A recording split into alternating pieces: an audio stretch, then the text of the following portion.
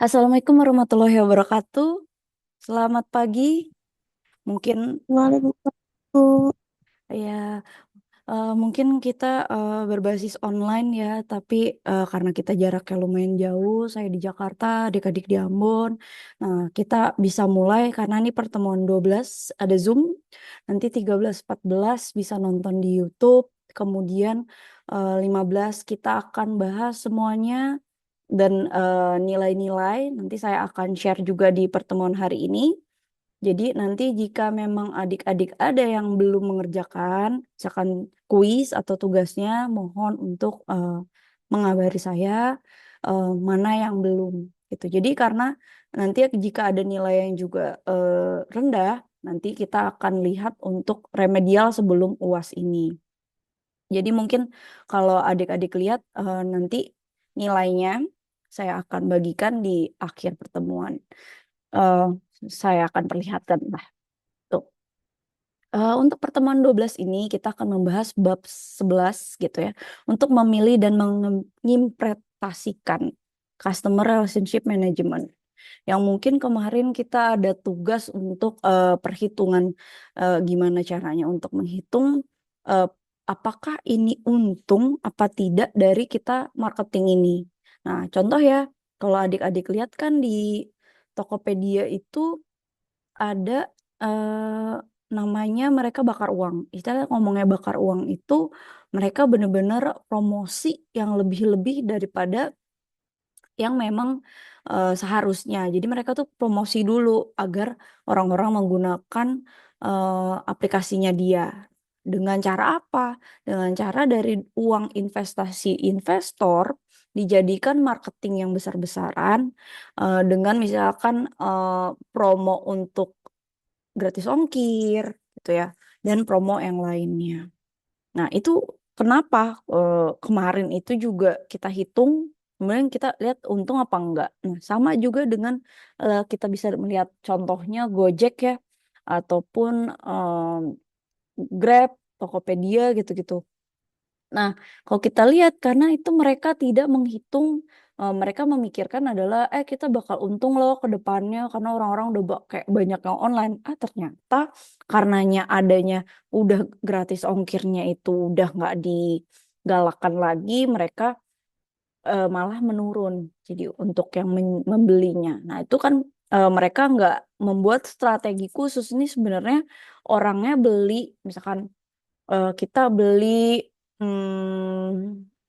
botol minum misalkan. Botol minum 30.000. Tapi kita bikin marketing untuk gratis ongkir, gratis ini sampai 50.000 misalkan ongkirnya gitu ya. Nah itu kan berarti minus gitu dari pendapatan yang memang mereka dapatkan dari si si penjual gitu, si seller ini. Jadi si seller ini misalkan dipotong 7% apa 10% dari harga botol minumnya, tapi mereka mengeluarkan biaya marketingnya untuk gratis ongkir dan lain-lain sebesar 50.000 contohnya seperti itu. Nah itu kan berarti nggak masuk dan orang untuk membelinya lagi kalau misalkan nggak gratis ongkir nggak mau gitu.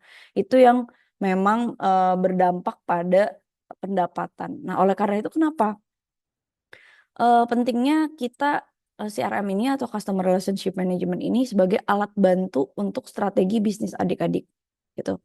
Nah, mungkin kalau adik-adik lihat di em, sekarang itu dunia IT gitu ya, dunia sistem informasi makin juga berdampak dari si AI ini gitu ya. Karena AI membantu kita dalam tools, tapi mereka bisa mengurangi beberapa karyawan untuk yang handle itu. Nah, karena itu kita harus penting lihat untuk investasi strategis yang ada gitu. Kenapa? Karena itu kita mengurangi risiko kegagalan dari kesiapan bisnis kita atau organisasi suatu perusahaan tertentu. Nah, mungkin kalau adik-adik nanti, aku maunya kerja di bank aja, aku mau kerjanya, eh, aku nggak mau kerja sama orang, aku mau bisnis aja. Nah, kalau memang kerja di orang atau kerja di bisnis aja, sebenarnya CRM ini sangat penting gitu ya. Kalau adik-adik lihat, eh, kemarin ya saya ikut dari Pemda gitu. Nah, si Pemdanya ini ngomong 80% dari eh, job yang terbuka untuk semua yang di Indonesia itu adalah sales gitu ya atau marketing gitu. Kita bisa bilang CRM ini adalah tools untuk membantu setidaknya, oh ya saya nggak suka jualan-jualan gitu gitu. Tapi dari sales dan marketing ini sebenarnya membantu dalam bisnisnya adik-adik. Kalau dalam bisnis tidak ada si perjualan, nggak ada marketing gitu ya, apa bisnis ini bisa hidup? Nah, itu yang dapat dipertanyakan. Nah, untuk menentukan kebutuhan bisnis sendiri, sebenarnya ada skalabilitas. Jadi, pastikan untuk software yang ada tumbuh bersama dengan bisnis selama 5 tahun ke depan tanpa masalah. Nah, kalau adik-adik lihat ya, em, saya juga bingung gitu. Kemarin saya dikomplain katanya enaknya lebih sering Zoom gitu ya. Saya nggak suka kalau eh, cuma nonton YouTube aja. Kemarin saya dikomplain kayak gitu. Tapi ternyata ketika saya Zoom langsung, yang nonton, yang istilahnya hadir cuman sedikit gitu. Nah itu saya juga bingung kadang maunya apa. Nah, itu juga dalam bisnis kita juga nggak bisa tahu orang si customer komplainnya A, B, C, pengennya kayak gini. Ketika kita update software kita, istilahnya kita buat software itu menjadi lebih baik, menjadi yang mereka mau, ternyata ada lagi komen yang lain yang memang tidak sejalan. Pasti ada eh, adanya masalah, tapi gimana caranya meminimalisir masalah tersebut gitu. Nah, itu yang eh, kita buat kemudahan gitu ya untuk si bisnis tersebut gitu. Dari user interface kan kalau adik-adik tahu untuk si softwarenya, tapi untuk mudah dipahami juga. Tapi ternyata keadaan di pasar berubah drastis, berubah lagi dan cepat. Nah, itu yang kita harus adaptasi. Jadi, adik-adik kalau kita lihat suatu bisnis tersebut ya atau adik-adik lihat di kampus aja kita harus upgrade ilmu apalagi sih yang memang kita butuhkan di luar gitu ya. Karena itu saya jujur kalau kita cuma jadi pekerja aja kita nggak bakal kaya-kaya, ya udah gajinya tetap aja gitu. Tapi kalau kita mencari lagi income yang di luar itu dengan kita tahu nih customer relationship management ini mereka akan terus-terusan untuk menghubungi kita gimana caranya mereka bisa keep kontak sama kita. Nah, itu yang diperlukan. Jadi kita penentuan ini perlu diintegrasi yang dapat terhubung dengan email, WhatsApp gitu ya, atau ERP. Kalau ERP kan kita udah skalanya bisnisnya udah besar ya, stoknya banyak gitu. Mungkin adik-adik kalau ada orang tua atau yang punya bisnis gitu, mereka punya sistem toko kecil aja mereka ada, misalkan ada sistem untuk apa namanya aplikasi gitu ya, untuk tokonya sampai kasnya sampai kasirnya juga udah langsung untuk ngeprint itu sebenarnya masuknya enterprise resource planning. Nah ini yang sebenarnya adik-adik kalau em, skripsi gitu ya untuk sistem informasi bisa juga nih bahas tentang si ERP ini. Jadi bisa bahas tuh risikonya kalau ERP toko yang seperti ini gitu. Apakah ada penambahan atau adik-adik bisa melihatnya. Jadi dari misalkan ada penambahan pajak yang berakibat pada stok toko yang harus di top 6 terlebih dahulu. Nah, itu yang sebenarnya kita bisa bilang ya kalau adik-adik siapa nih yang udah bisnis? Kalau saya mau tanya, yang udah pernah bisnis atau eh, tadi juga udah ada yang kerja ya. Nah, itu kita bisa lihat dari si pemeliharaannya sendiri gitu ya. Jadi ini yang mahal adik-adik. Kalau beli, oke kita mahal di awal.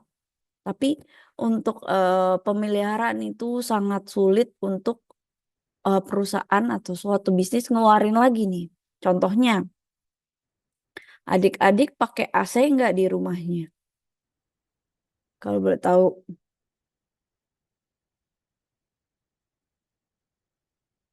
Pakai Bu. Nah, beli AC di awal kan, tapi setiap ya minimal kalau udah AC yang nggak dingin, tapi biasanya 3 bulan sekali kan harus cuci gitu ya. Nah, cuci AC buat AC-nya lebih dingin karena banyak. Nah, ini pun kita perlu untuk suatu sistem ini untuk dipelihara. Nah, em, CRM gitu ya. Biasanya kalau kita ngomong ini nanti adik-adik cari aja karena itu banyak banget lokernya gitu ya. Customer Relationship Management ini banyak banget lokernya sebanyak itu. Yang memang dibutuhkannya biasanya anak SI, IT, kemudian biasanya sih manajemen gitu ya. Nah, ini kenapa alasannya banyak dibutuhkan? Karena nanti kalau yang ini sama ini, SI sama IT, itu butuh untuk pemeliharaan si sistemnya mereka gitu. Nah, tapi juga pasti akan membahas marketing atau manajemen dari suatu perusahaan. Nah, ini yang memang dibutuhkan untuk si CRM sendiri itu. Kemudian ada penyimpanan. Biasanya penyimpanannya di server internal perusahaan untuk keamanan. Biasanya memang kita punya satu ruang untuk server yang dingin ya, tertutup, dikunci gitu ya. Yang memang untuk keamanan data dari suatu bisnis. Karena di CRM ini itu sangat penting karena itu ngaruh ke si em, si pelanggan atau customer. Jadi ketika nanti kalau datanya bocor, ini kan ada rahasia perusahaan, standar operasional prosedur yang dirahasiakan gitu ya. Terus gimana cara pembuatannya sampai juga customernya gitu. Itu sangat rahasia. Nah, bisa juga untuk biaya awal, investasi awal tinggi untuk infrastruktur dan perangkat keras. Nah, ini tadi kita beli AC aja di awal mahal ya. Tapi kita perlunya pemeliharaan. Nah, sama aja juga untuk aplikasi CRM, itu aplikasinya lumayan mahal gitu ya. Untuk kalau adik-adik lihat toko Alfamart itu ya, Alfa, Indomaret, kan mereka udah punya sistem aplikasi gitu ya, aplikasi toko. Nah, itu lumayan mereka mahal gitu dan juga untuk aplikasi di handphone.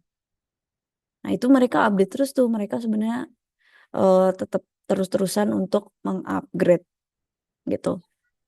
Dan memang secara sorry, oke, secara keamanan sendiri kita punya kontrol penuh atas data, tetapi risiko serangan cyber juga tinggi. Nah, ini kejadian di kantor saya yang lama tuh. Nah, ini dihack gitu ya. Em, Telkom tahu kan, Telkomsel. Itu mereka website kena hack website. Untungnya website yang buat eksternal sama website untuk yang perusahaan internal itu berbeda. Tapi websitenya jadi apa ya, hitam-hitam gitu kalau adik-adik mau lihat. Nah, itu karena serangan cybernya tinggi. Mereka pengen serang si Telkomsel ini untuk si website dia yang secara eksternal. Oleh karena itu memang mereka menyimpan data di internal gitu. Jadi ini kita perlu keamanan secara tinggi karena kenapa? Kalau nih internalnya si Telkomsel kan banyak nomor telepon kita gitu ya. Terus langsung kesebar, wah gawat gitu. Sekarang pun sudah kesebar ya em, apa untuk pinjol gitu ya. Nah, itu kita lihat aja untuk setiap hari itu kadang kita ada SMS yang memang menyatakan bahwa ada em, entah pinjol, judol, penipuan. Nah, itu yang kita harapkan tidak ter-share ya. Nah, pemain utama di pasar CRM sendiri, kita bisa lihat ada enterprise solution, mid market option, startup atau SME tools. Nah, adik-adik nanti kalau misalkan saya kalau ada karena masih kuliah enaknya tuh ya, saya saranin adik-adik coba em, SAP deh atau Oracle namanya. Nah, coba saya dulu pernah magang di kantor SAP di Amerika gitu ya. Caranya seru banget gitu adik-adik. Jadi em, kalau kita masih kuliah asik gitu. Karena kalau udah kerja kita udah punya tuntutan ya itu beda lagi. Tapi kalau adik-adik masih kuliah gitu punya cita-cita yang sangat tinggi pengen jalan-jalan gratis gitu istilahnya kita modal berangkat dari